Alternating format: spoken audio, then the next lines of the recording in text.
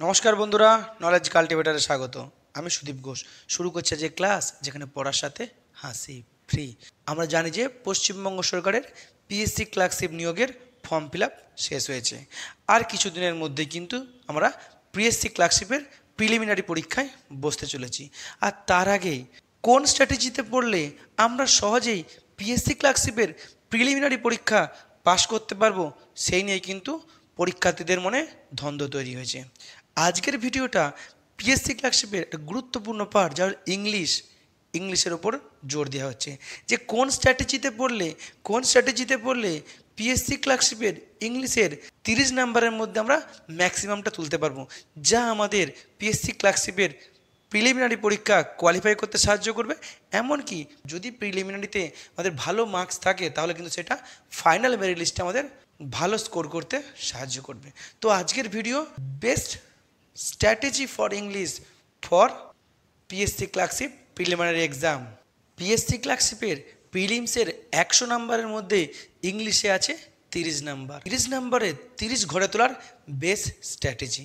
PSC ক্লার্কশিপের যে 30টা question পড়বে 30 নাম্বারের, সেগুলিকে আমি দুটি পার্টে ভাগ করেছি। একটি হলো গ্রামার আর একটি হলো ভোক্যাবস। আর এই গ্রামার আর ভোক্যাবস নিয়ে কিন্তু প্রায় 30টা কোশ্চেন আমরা পাবো। এখন গ্রামার আর ভোক্যাবসের কোন কোন টপিকগুলো আমরা জোর দেব আর কোন কোন টপিকগুলোতে বারবার কোশ্চেন এসছে, সেটাই কিন্তু আমাদের ধরাই হচ্ছে মেন স্ট্র্যাটেজি। আর সেগুলো ধরতে পারলে আমরা সেগুলোর উপর জোর দিয়ে পড়বো, বারবার প্র্যাকটিস করব, আর সেখান থেকে কিন্তু আমরা কোশ্চেন কমন পাবো বা আমাদের প্র্যাকটিস করা কোশ্চেন কিন্তু পরীক্ষায় আমরা পেয়ে যাব। প্রথমে আমরা গ্রামার নিয়ে আলোচনা করব। কিন্তু অনেকেই ইংলিশকে ভয় করে, বলে স্যার আমার ইংলিশটা আসে না, আমার ইংলিশ আমি বুঝতে পারি না, আমার ঠিক মাথায় ঢোকে না। তাদের জন্য ইংলিশকে ভয় করলে হবে না। ইংলিশ ভয় করার মতো সাবজেক্ট নেই। আসলে ছোট থেকে আমরা ইংলিশকে এতটা ভয় করে ফেলেছি যে আমরা এখন পড়তে গেলে ভয় পাই। কিন্তু ইংলিশ কিন্তু মজার ছলে পড়া যায়। তো এখন আমি গ্রামারের কোন কোন টপিকগুলোতে বেশি কোশ্চেন আসে, যেগুলোতে বেশি কোশ্চেন আসে সেগুলো এখন আলোচনা করছি। এখন গ্রামারের প্রথম হচ্ছে ভয়েস চেঞ্জ। আমরা জানি যে ভয়েস চেঞ্জ আমরা ছোটোবেলা থেকে শিখে এসেছি, 5-6 থেকে শিখে এসেছি। তো 5-6 থেকে আমরা বেশ কয়েকটা নিয়ম জানতাম, কিন্তু এখন যখন কম্পিটিটিভের জন্য পড়ছি তখন কিন্তু কমপ্লিট ভয়েস চেঞ্জ জানতে হবে। বিশেষ করে এক্সেপশনাল রুলগুলো কিন্তু আমাদের অবশ্যই জানতে হবে। আর তারপরে কিন্তু ন্যারেশন চেঞ্জেও কিন্তু প্রত্যেকটা রুলস জানতে হবে, টেন্সের রিগার্ডে এমনকি সেন্টেন্সের রিগার্ডে, ঠিক ভয়েস চেঞ্জের মতো রুলসগুলো আমাদের জানতে হবে।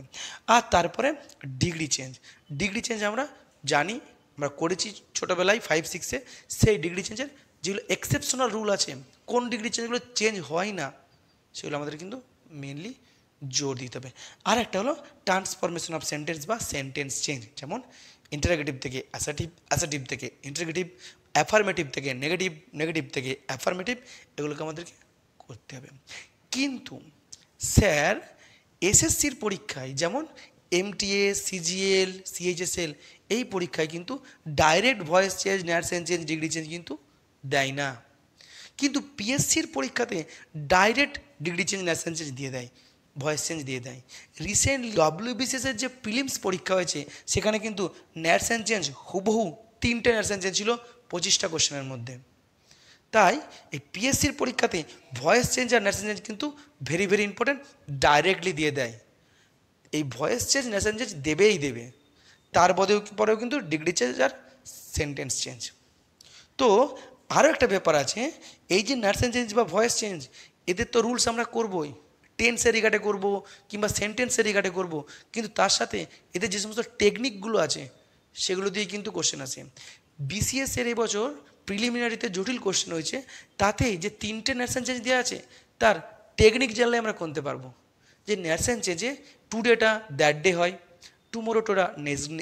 টুমোরো নেক্সট ডে হয়, কিংবা কোমা কোটেশনটা ঠিকঠাক জায়গায় বসছে কিনা, এই নির্দিষ্ট পাঞ্চুয়েশনে কিন্তু কোশ্চেন থাকে। ঠিক ভয়েস চেঞ্জেও এদিকের অবজেক্টটা ওদের সাবজেক্ট হবে, ওদিকের সাবজেক্টটা এদিকের অবজেক্ট হবে, বাই কোনখানে বসবে, টেন্সটা ঠিকঠাক বসবে কিনা, এই টেকনিকগুলো কিন্তু জানতে হবে। তো ডাইরেক্ট কোশ্চেন পড়বে। তাহলে voice change, narration change, degree change, sentence চেঞ্জের মধ্যে মেন দুটো যেটা অবশ্যই আমরা জোর দেবো, যেখান থেকে কোশ্চেন থাকবেই, তা হলো ভয়েস চেঞ্জ আর ন্যারেশন চেঞ্জ। তার সাথে আমরা এই দুটো দেখে নেব, কিন্তু ফার্স্ট প্রায়োরিটি কোথায়? ভয়েস চেঞ্জ আর ন্যারেশন চেঞ্জ। এরপরে আর্টিকেল। আর্টিকেল কোশ্চেন আমরা করেছি, আর্টিকেল আসে, যেহেতু এটা পিএসসির ক্লার্কশিপ মাধ্যমিক লেভেলের প্রশ্ন, তো আর্টিকেলের কোশ্চেন কিন্তু থাকবেই। অন্যান্য পরীক্ষায় আর্টিকেল থেকে সেরকম কোশ্চেন আসে না। তো আর্টিকেল আমরা জানি 3টে আর্টিকেল আছে, এ এন দি, আর তার মধ্যে এ আর এন, এখান এই দুটোতেই কিন্তু এক্সেপশনাল রুলস আছে। যে ওয়ার্ডের ফার্স্ট লেটারটা ভাওয়েল আছে সেখানে এন হওয়ার কথা ছিল কিন্তু এ হচ্ছে, আবার অনেক জায়গায় এন হওয়ার কথা ছিল, আবার অনেক জায়গায় এ হওয়ার কথা ছিল সেখানে অ্যান হচ্ছে। এই এক্সেপশনাল রুল কিন্তু আমাদেরকে দেখতে হবে। এরপরে প্রিপোজিশন কম্পিটিটিভ এক্সামের খুব গুরুত্বপূর্ণ। তো প্রিপোজিশনকে দুটো পার্টে আমি ভাগ করছি, একটা হচ্ছে অ্যাপ্রোপ্রিয়েট প্রিপোজিশন, আর হলো রুলস। তো যেহেতু পিএসসিতে বেশি রুলস থেকে কিন্তু বেশি আসে, যে পার্থক্য যে প্রিপোজিশনগুলোতে আছে, যে কোথায় বিটুইন বসবে, কোথায় অ্যামাং বসবে, কোথায় অ্যাবাভ বসবে, কোথায় ওভার বসবে, কোথায় বিলো বসবে, কোথায় বিনিথ বসবে, কোথায় অ্যাক্রস বসবে, কোথায় থ্রু বসবে, এগুলো কিন্তু ইম্পর্ট্যান্ট, এখান থেকে কিন্তু কোশ্চেন আসে বা আসবে। আর একটা হচ্ছে অ্যাপ্রোপ্রিয়েট প্রিপোজিশন, আমাদের মুখস্থ করতে হয়, আর এটা কিন্তু যাদের ইংরেজি গ্রামারটা জটিল লাগে তাদের কিন্তু এই অ্যাপ্রোপ্রিয়েট প্রিপোজিশন কিন্তু একটা স্ট্রং জোন, কারণ বেশ কিছু অ্যাপ্রোপ্রিয়েট প্রিপোজিশন কিন্তু আমরা মুখস্থ করি, তাহলে কিন্তু আমরা করতে পারবো। আর অ্যাপ্রোপ্রিয়েট প্রিপোজিশনে মেনলি টু যেগুলো আছে, টু কিন্তু বারবার রিপিট হয়, senior to, junior to, prefer to, এগুলো কিন্তু এই টু রিলেটেড প্রিপোজিশন কিন্তু বারবার রিপিট হয়। তাই অ্যাপ্রোপ্রিয়েট প্রিপোজিশনে কিন্তু আমাদেরকে জোর দিতে হবে, এটা আমাদের strong zone. Next phrasal verb আমরা ছোটোবেলা থেকে করে এসেছি, মেক আউট মানে আন্ডারস্ট্যান্ড, যেগুলোকে আমরা গ্রুপ ভার্বও বলি। এই গ্রুপ ভার্ব বা ফ্রেজাল ভার্ব কিন্তু পিএসসির পরীক্ষায় আসে, যদিও ফ্রেজাল ভার্ব কিন্তু এই প্রিপোজিশনের মতো শয়ে মুখস্থ করতে হয় না, বেশ কিছু আছে, হয়তো 100টাও হবে না, সেগুলো মুখস্থ করলেই কমন প্রশ্ন চলে আসে। ফ্রেজাল ভার্বটা আমাদের জোর দিতে হবে। এরপরে আছে এরর লোকেশন। আমরা জানি কম্পিটিটিভ ইংলিশে ছেলেপুলেরা সব থেকে যেটাকে ভয় করে সেটা হচ্ছে এরর লোকেশন বা এরর কারেকশন বা এরর ইমপ্রুভমেন্ট, বা অনেক সময় আবার এই এরর ইমপ্রুভমেন্টটাকে ফিল ইন দ্য ব্ল্যাঙ্কস করেও দিয়ে দেয়। তো এখন এটাকে আমরা, এর তো কোনো নির্দিষ্ট ধরা বাঁধা সিলেবাস নেই, প্রচুর আছে, তাহলে স্যার কোনগুলো আমরা জোর দেবো? তো যেগুলো জোর দেবো সেগুলো আমি এখন বলবো। মেনলি নাউনের যে চ্যাপ্টার, সেই নাউনের চ্যাপ্টারে আমরা দুটো টপিক কিন্তু খুব জোর দেবো, একটা হলো কালেকটিভ নাউন, একটা হচ্ছে আনকাউন্টেবল নাউন। আর এই দুটোই কিন্তু যে সিঙ্গুলার আর প্লুরালের যে পার্থক্য আছে, যে এক্সেপশনাল রুল আছে, সেগুলো কিন্তু আমাদের খুব পরীক্ষায় আসে। যে ফার্নিচার, সিনারি কিংবা ইনফরমেশন, এগুলো সবসময় সিঙ্গুলার, এদের প্লুরাল হয় না। কিংবা জুরি, কমিটি, এরা যখন একটা বডি বোঝাচ্ছে তখন কিন্তু সে সিঙ্গুলার, যখন নিজেদের মধ্যে ভাগ হয়ে যাচ্ছে তখন কিন্তু প্লুরাল ভার্ব নিচ্ছে। এই jury were divided on this point, এটা কিন্তু খুব ইম্পর্টেন্ট। এরপর নেক্সট প্রোনাউনের মধ্যে আমরা দুটো জিনিসকে জোর দেবো, একটা হচ্ছে পার্সোনাল প্রোনাউন, একটা হচ্ছে রিফ্লেক্সিভ প্রোনাউন। পার্সোনাল প্রোনাউন কোনটা? যে I, you, he, she, they. I, you, he, এই যে তিনটে পার্সন, এরা কোনটা আগে বসবে? যখন আমরা গুড ম্যানারের কথা বলবো তখন একটা আলাদা ফর্মে বসবে, আবার যখন আমরা দোষ বোঝাবো তখন আমরা ফার্স্ট পার্সনকে আগে বসবো, সেকেন্ড পার্সনকে তারপরে বসবো, থার্ড পার্সনকে তারপরে বসাবো, এটা কিন্তু ইম্পর্টেন্ট। আর রিফ্লেক্সিভ প্রোনাউন বারবার রিপিট হয়, I avail it your self, এই যে অ্যাভেলের সঙ্গে সবসময় ইউর সেলফ দিতে হয়, এরকম কিন্তু কোশ্চেন কিন্তু বারবার আসে এই রিফ্লেক্সিভ প্রোনাউন থেকে। এখন ভার্ব খুব ইংরেজিতে ভার্ব খুব ইম্পর্টেন্ট, কারণ ভার্ব যদি আমরা ঠিকঠাক করতে পারি তাহলে আমরা টেন্স করতে পারবো না, আর টেন্স না করতে পারলে কিন্তু ভয়েস চেঞ্জ, নেশন চেঞ্জ করতে পারবো না। তো ভার্বের যেগুলো আমরা জোর দেবো, মেনলি ভার্ব থেকে জোর দেবো কোনো অ্যাকশন আর নন অ্যাকশন ভার্ব, কারণ আমরা জানি যে নন অ্যাকশন ভার্ব কিন্তু আইএনজি নেয় না, এর কন্টিনিউয়াস টেন্স কিন্তু হয় না, আর এখান থেকে কিন্তু এক্সেপশনাল রুল আসে। আর একটা আছে ইনফিনিটিভ টু, আমরা জানি যে ইনফিনিটিভ টু এর পরে সবসময় কী বসে? ভার্বের V1 বসে, কিন্তু কিছু কিছু এক্সেপশনাল আছে যেখানে V1-এর সঙ্গে আইএনজি যোগ হয়, এগুলো কিন্তু ইম্পর্টেন্ট। আর তার সাথে এই ভার্বের কিছু কনফিউশন ভার্ব পেয়ার আছে, ওই যে তিনটে ফর্ম আছে ভার্বের, প্রেজেন্ট, পাস্ট আর পাস্ট পার্টিসিপল, এই নির্দিষ্ট ক্ষেত্রে কিন্তু এটা পাল্টে যায়। যেমন লে, লাই মানে একটা মিথ্যা কথা বলা, তার V2 V3 আলাদা। আবার লাই মানে হচ্ছে শুয়ে পড়া, তার একটা মিথ্যা, তার V2 V3 আলাদা। আবার লে মানে হচ্ছে রাখা বা ডিম পাড়া। যেমন লস আর লুজ মানে ঢিলা করা, প্যান্ট ঢিলা করা, আর লস মানে হারিয়ে যাওয়া। সেরকম হ্যাং থাকছে, হ্যাং যদি হ্যাংড হয় তাহলে ফাঁসি দেওয়া, আর হাং মানে হচ্ছে কোনো কিছু ঝোলানো, যেমন ছবি ঝোলানো। তো এই যে কনফিউশন ভার্ব পেয়ার, এটা কিন্তু ইম্পর্টেন্ট। এবার টেন্স, টেন্স সবসময় ইম্পর্টেন্ট। আর টেন্সের মধ্যে কিন্তু এই যে এসভিও যেটাকে আমরা বলি সাবজেক্ট ভার্ব এগ্রিমেন্ট, এটা কিন্তু টেন্সের উপরেই বেশি নির্ভর করে। তো টেন্স আমাদের করতে হবে। টেন্স করার সময় যে তিনটে টেন্স আছে, প্রেজেন্ট, পাস্ট, পার্টিসিপেল। তো প্রেজেন্ট টেন্সের আমরা চারটেই করব, simple present tense, present continuous tense, present perfect tense, present perfect continuous tense. কিন্তু পাস্ট টেন্সের আমরা করব simple past tense, past continuous tense আর পাস্ট পারফেক্ট টেন্স। আর ফিউচারে করব কোনটা? ফিউচারে করব সিম্পল ফিউচার টেন্স আর ফিউচার কন্টিনিউয়াস টেন্স। এগুলো আমরা জোর দেব। আর কি আছে এরপরে? অ্যাডজেক্টিভ। অ্যাডজেক্টিভ কিন্তু রিলেটেড হচ্ছে ডিগ্রি চেঞ্জের সাথে। অ্যাডজেক্টিভ হচ্ছে পজিটিভ, কম্পারেটিভ, সুপারলেটিভ আছে। এখানেও কিছু কিছু অ্যাডজেক্টিভ আছে যাদের কিন্তু এই চেঞ্জ কিন্তু ঠিক কনফিউশন ভার্ব পেয়ারের মতো। আর এখান থেকে কিন্তু পিএসসির কোশ্চেন এসেছে। ওল্ড, ওল্ডার, ওল্ডেস্ট, আবার এল্ডার, এল্ডেস্ট। অর্থাৎ যদি রক্তের সম্পর্ক হয় তাহলে হবে এল্ডার, এল্ডেস্ট। আর যদি রক্তের সম্পর্ক না হয়, এমনিতে বড় হয়, তাহলে হবে ওল্ডার, ওল্ডেস্ট। এরকম কতকগুলো কিন্তু কনফিউশন অ্যাডজেক্টিভ পেয়ারও আছে, এখান থেকে কিন্তু কোশ্চেন পড়ে। এরপর আছে অ্যাডভার্ব আর কনজাংশন। খুব একটা বেশি কোশ্চেন পড়ে না, এর মধ্যেই আমরা এই যে হার্ডলি, নো সুনার দেন, এখানে কোশ্চেন আমরা আসে। তো আমাদের কোথায় জোর দিতে হবে? জোর দিতে হবে নাউনে, প্রোনাউনে, ভার্ব, সেন্টেন্স আর অ্যাডজেক্টিভে। আর একটা আছে ইন্টারজেকশন। ইন্টারজেকশনতে সেরকম কোশ্চেন পড়ে না, তবে ইন্টারজেকশনের যে সমস্ত ওয়ার্ডগুলো আছে, অ্যালাস, হুররে, হাই, এগুলো কিন্তু আমাদের দেখে নিতে হবে। অনেক সময় এখান থেকে কিন্তু কোশ্চেন পড়ে। এরপর হচ্ছে প্যারাজাম্বেল। প্যারাজাম্বেল মানে হচ্ছে একটা সেন্টেন্সকে চার ভাগে ভাগ করা থাকে, কোনগুলো পরপর বুঝলে একটা সুন্দর সঠিক সেন্টেন্স তৈরি হবে, সেটা হচ্ছে প্যারাজাম্বেল বলে। এটা কিন্তু এসএসসির পরীক্ষায় খুব পড়ে, পিএসসির পরীক্ষাতে খুব একটা পড়ে না। আর যদি সেটা পড়ে তাহলে সহজই থাকবে, এটা নিয়ে অত মাথা ঘামানোর কিছু নয়।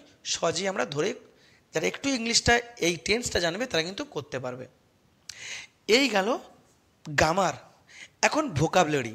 যারা বলে যে স্যার আমার খুব ইংলিশ খুব জটিল, তাদেরকে আমি বলি যে তোমরা ভোকাবুলারিতে জোর দাও। কারণ ভোকাবস কিন্তু কোনো গ্রামারের রুল মানে না। ভোকাবস মানে মুখস্থ করলে কিন্তু ভোকাবস আমরা মনে রাখতে পারবো। আর এই ভোকাবসের মধ্যে আছে কি? একটা হচ্ছে ওয়ান ওয়ার্ড সাবস্টিটিউশন, অর্থাৎ এক কথায় প্রকাশ। ছোটোবেলায় আমরা বাংলা যেমন পড়েছি যে যিনি কবিতা লেখেন তিনি হলেন কবি, সেরকম এরকম ইংলিশে আছে। এরকম অনেক আছে স্যার, 1000 1500 আছে। কোনগুলো মুখস্থ করবো? মুখস্থ করবো কোনো যেগুলো বারবার পরীক্ষায় পড়েছে, মক টেস্টে যেগুলো বারবার রিপিট হচ্ছে, সেটা কিন্তু ওয়ান ওয়ার্ড সাবস্টিটিউশন। আর এগুলো মুখস্থ করলে কিন্তু এখানে ছাকা নাম্বার, মানে আমি পারবোই পারবো, আমার ভুল হবে না। আর একটা কি, এই ওয়ান ওয়ার্ড সাবস্টিটিউশন করতে গিয়ে কিন্তু আমরা যে ওয়ার্ডগুলো পাবো সেখানে কিন্তু আমাদের সিনোনিমস আর অ্যান্টোনিমও কিন্তু অনেকটা হয়ে যাবে। এরপরে হচ্ছে ইডিয়ামস। ইডিয়ামস মানে একটা বাগধারার মতো একটা আলাদা ওয়ার্ড টু ওয়ার্ড একটা অন্য মিনিং থাকবে, তার অরিজিনাল মিনিং অন্য হবে। যেমন সাপে বর, ব্লেজিং ইন ডিসগাইজ, মানে আমি ভেবেছিলাম সেটা আমার জন্য অভিশাপ, কিন্তু সেটা হয়ে গেল আমার জন্য আশীর্বাদ। সেটা হচ্ছে ইডিয়ামস। ইডিয়ামস এরকম 1000 1500 আছে, কিন্তু যেগুলো বারবার রিপিট হচ্ছে সেগুলো আমাদেরকে চয়েস করতে হবে, আর সেখান থেকে কিন্তু কোশ্চেন আমাদের আসবে। এরপর সিনোনিম আর অ্যান্টোনিম। জানি ইংরেজিতে সবথেকে গুরুত্বপূর্ণ যে সিনোনিম আর অ্যান্টোনিম। সিনোনিম মানে মিনিং, তার সেটার মানেটা লিখতে হবে, আর একটা অ্যান্টোনিম মানে তার অপোজিট মিনিং করতে হবে। এগুলো কিন্তু অনেক আছে, কিন্তু স্যার কীভাবে করবো? ওই একই ফর্মুলা, মোজার ছলে মনে রাখতে হবে। আর কি, সেটা যখন করবো তার বাংলা মানেটা কিন্তু মনে রাখতে হবে। এই তিনটাই কিন্তু আমাদের বাংলা মানেটা মনে রাখতে হবে, কারণ আমরা যেহেতু বাঙালি, বাংলার মানেটা মনে রাখলে কিন্তু আমাদের অনেক সময় মাথায় আসে যায়। আর তার সঙ্গে কিন্তু অ্যান্টোনিম করবো। এরপর থেকে হোমোনাম। হোমোনিমস মানে হচ্ছে সমচ্চারিত ভিন্নাত্মক শব্দ, দু একটা থাকে, অতটা বেশি জোর দিতে হবে না। রং স্পেলিং বা কারেক্ট স্পেলিং পরীক্ষায় পড়ে, কিন্তু কোনগুলো আমরা জোর দেব? যেগুলো বারবার রিপিট হয়েছে। বিশেষ করে কিছু মেডিকেল টার্ম যেমন নিউমোনিয়া, কলেরা, এই বানানগুলো কিন্তু একটু অড টাইপের, আমরা ভুল করে ফেলি। আরও কিছু ওয়ার্ড আছে যেমন কমেটি, সিগারেট, ক্যাসেট, কলোনেল, লেফটেন্যান্ট, এগুলো কিন্তু আমরা এর উচ্চারণ আলাদা, বানানে কিন্তু একটু প্রবলেম আছে, আর সেগুলো কিন্তু পরীক্ষায় বারবার আসে। এটা তো চাপ নেওয়ার কিছু নেই, বেশ কিছু যদি আমরা করি, 100টা যদি করি তার মধ্যে আমরা কমন পেয়ে যাই। আর অ্যাপ্রোপ্রিয়েট ওয়ার্ড, এমন কিছু সেন্টেন্স আছে যেখানে ফিল ইন দ্য ব্ল্যাঙ্কস থাকবে, সেখানে সেই ওয়ার্ডই লাগবে, অন্য ওয়ার্ড লাগবে না। যেমন ডক্টর আমাদের পালস দেখেন, আমরা বলতে পারি ডক্টর সিজ আওয়ার পালস, কিংবা অবজার্ভ আওয়ার পালস, কিন্তু এই পালসের সাথে সবসময় ফিল কথাটা যাবে, ডক্টর ফিলস মাই পালস। ঠিক এটা হচ্ছে অ্যাপ্রোপ্রিয়েট ওয়ার্ড। ও বেশি কিছু না, কিছু করলে আমরা পেয়ে যাব, আমাদের একটা চাপ নেওয়ার কিছু নেই। আর ক্লোজ টেস্ট কোনটা, যেটা হচ্ছে আমরা ছোটোবেলায় করতাম সিন আনসিন, একটা ছোটো প্যারা দেওয়া থাকবে, সেখান থেকে 3-4টে কোশ্চেন থাকবে। তো পিএসসির পরীক্ষাতে ক্লোজ টেস্ট খুব একটা থাকে না পরীক্ষায়, এসএসসির পরীক্ষাতে থাকে। আর যদিও পিএসসির পরীক্ষাতে দেয় তাহলে কিন্তু ওটা জটিল দেবে না, সহজে দেবে। ব্যাংকে যেমন খুব জটিল দেয়, সিজিএলে জটিল দেয়, সেরকম দেবে, সেরকম কিন্তু দেবে না, সহজেই দেবে। তো তাহলে পিএসসির ক্লার্কশিপের ইংলিশে 30 নাম্বার ঘরে তোলার জন্য আমাদেরকে কোনগুলো জটিল দিতে হবে?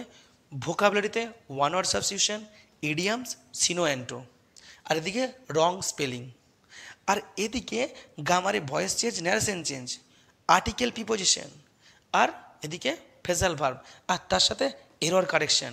এরর কারেকশন আমি বলে দিয়েছি, নাউন দেবো, প্রোনাউন দেবো, ভার্ব, টেন্স দেবো, অ্যাডজেক্টিভ দেবো। বাকি এগুলোর উপর যদি আমরা জোর দিই কিন্তু আমরা ম্যাক্সিমাম নাম্বার ঘরে তুলতে পারবো। এই হলো ইংলিশের স্ট্র্যাটেজি নিয়ে আজকের ভিডিও। এর পরবর্তী ভিডিওতে আমি ইংলিশের ওপরে যেগুলো গ্রামারের যেগুলো ইম্পর্টেন্ট টপিক, এরর কারেকশনের যেগুলো টপিক, সেই নিয়ে ছোটো ছোটো টপিক কিন্তু ভিডিও নিয়ে আসবো। তার সাথে ভয়েস চেঞ্জ, ন্যারেশন চেঞ্জের কিছু এক্সেপশনাল রুল যেগুলো বারবার পরীক্ষায় পড়ে, সেগুলো কিন্তু আমি কোশ্চেন সেই নিয়েও ভিডিও নিয়ে আসবো। আর তার সাথে সবথেকে গুরুত্বপূর্ণ, যে সমস্ত স্টুডেন্টরা ইংরেজিকে ভয় করে তাদের জন্য ভোকাবুলারি মোজার ছলে কী করে পড়তে হয় তার জন্য কিন্তু আমি ভিডিও নিয়ে আসবো। আমি ওয়ান ওয়ার্ড সাবস্টিটিউশনে নিয়ে আসবো, ইডিয়ামসও নিয়ে আসবো, এবং সিনোনিমস অ্যান্টোনিমসও নিয়ে আসবো, যেটা মোজার ছলে পড়লে কিন্তু আমরা সহজেই মনে রাখতে পারবো। কারণ ইংরেজিতেও কিন্তু একটা মোজা আছে, পড়তে পারলে বা পড়াতে পারলে মোজা আছে। এই হলো ইংলিশ। তো আজকের ভিডিওটি এখানে শেষ হলো। খুব ভালো করে পড়াশোনা করো, লক্ষ্য রাখো পিএসসি ক্লার্কশিপ হয় এবার, নয়তো নেভার। ভিডিওটি আজকে শেষ হলো। ভিডিওটি যদি ভালো লাগে তো অবশ্যই লাইক, কমেন্ট, শেয়ার এবং চ্যানেলটি সাবস্ক্রাইব করতে ভুলবেন না। আবার দেখাবে নতুন একটি ভিডিওতে, ততক্ষণ পড়তে থাকো, হাসতে থাকো।